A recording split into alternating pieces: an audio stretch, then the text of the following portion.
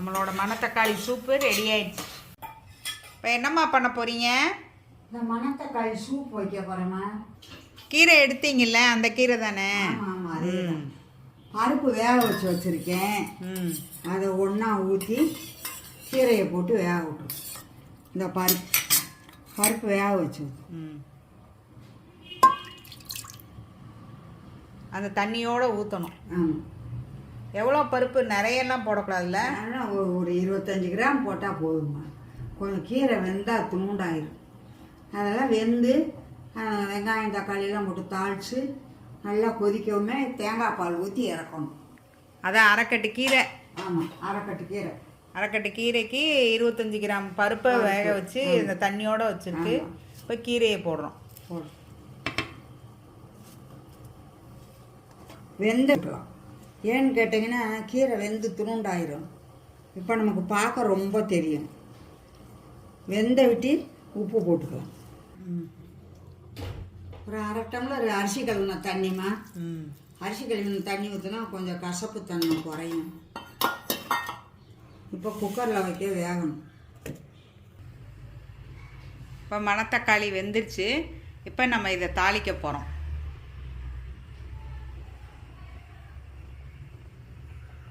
கீரை வெந்துருச்சுலம்மா? ஆமாம், கீரை வெந்துருச்சு. நான் வெந்த பருப்பு போட்டிருக்கிறேன். அதனால் நீங்கள் இதில் சேர்த்து பருப்பு போடக்கூடாது. பருப்பு தனியாக வேக வச்சு தான் கீரையை வைக்கணும்.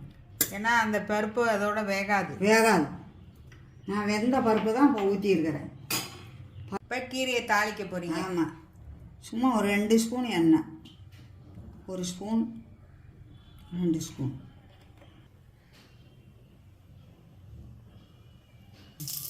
சோம்பு பொரியவும் வெங்காயம் போடணும். நல்லா பொரியுது பாருங்க.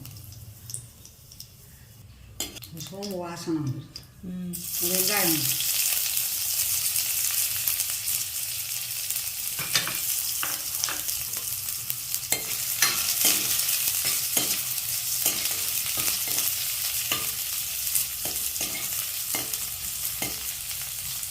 இந்த மணத்தக்காளி சூப்பு சின்ன குழந்தைகளுக்கு கொடுக்கலாமா?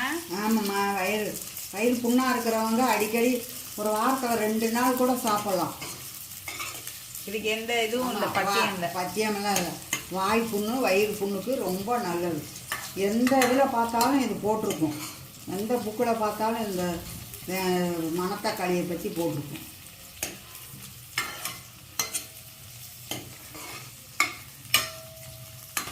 இப்போ தக்காளி போடணுமா? வெங்காயம் போட்டாச்சு, தக்காளி போட போகணும். கொஞ்சம் வெங்காயம் வதங்கணும்.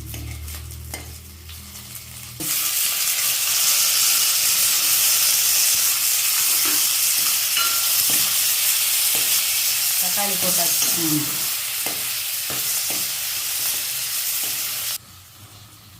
தக்காளி வதங்கிடுச்சு. ஆமாம், நல்லா வதங்கிடுச்சு. அந்த கீரையை தூக்கி இதில் ஊற்றணும்.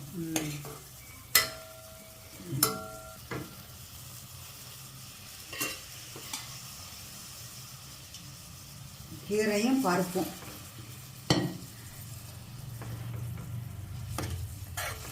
நல்லா கொஞ்சம் கொதிச்சு விட்டு தேங்காய் பால் ஊற்றி கொஞ்சம் நேரம் ஒரு கொதி வந்தோன்னே இறக்கணும். உப்பு போட்டுட்டு. உப்பு இன்னும் போடல. அதான் இதை பார்த்துக்கணும். தேவைக்கேற்ப உப்பு. தேவைக்கேற்ப உப்பு. பத்தலைன்னா நம்ம இப்போ போட்டுக்கலாம்.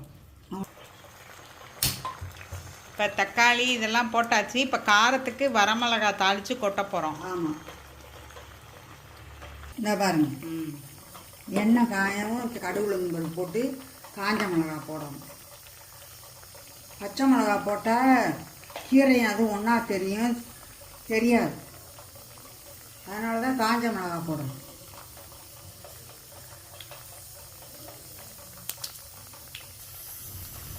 நாங்கள் ஒரு மிளகா போட்டு தாளிச்சிருக்கு. இப்போ நீங்கள் வேணும்னா நிறைய மிளகா கூட 2 போட்டுக்கலாம். நீங்கள் உங்கள் இஷ்டத்துக்கு.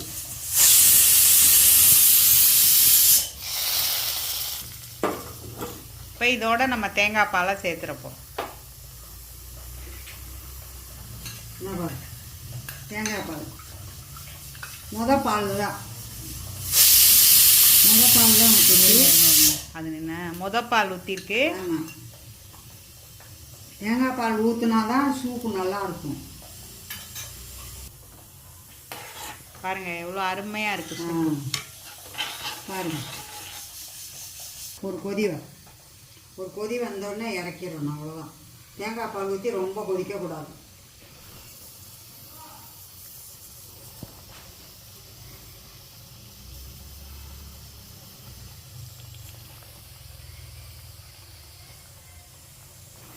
இப்போ கொதிச்சிருச்சு, அடுப்பு ஆஃப் பண்ண போகிறேன். கொதி வந்தால் தான் அந்த கீரையோட இது அந்த கசப்பு தன்மை வந்து போகும். இந்த பாருங்க தேங்காய் பால் முறியாமல் இருக்கு பாருங்க. முறிஞ்சிருந்தால் திரியாக வரும். அப்படி இருக்காது. உடனே ஊற்றியாச்சு, உடனே ஆஃப் பண்ணியாச்சு.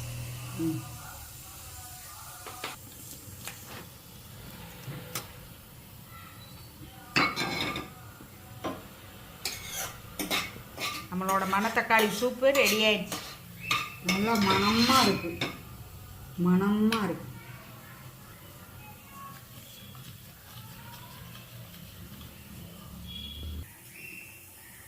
மணத்தக்காளி அம்மா செய்த மணத்தக்காளி சூப் ரெடியாக இருக்குது பாருங்கள். சிறியச்சின் சேனலில் பாருங்கள், லைக் பண்ணுங்கள், ஷேர் பண்ணுங்கள், ஷேர் பண்ணுங்கள், லைக் பண்ணுங்கள், சப்ஸ்கிரைப் பண்ணுங்கள்.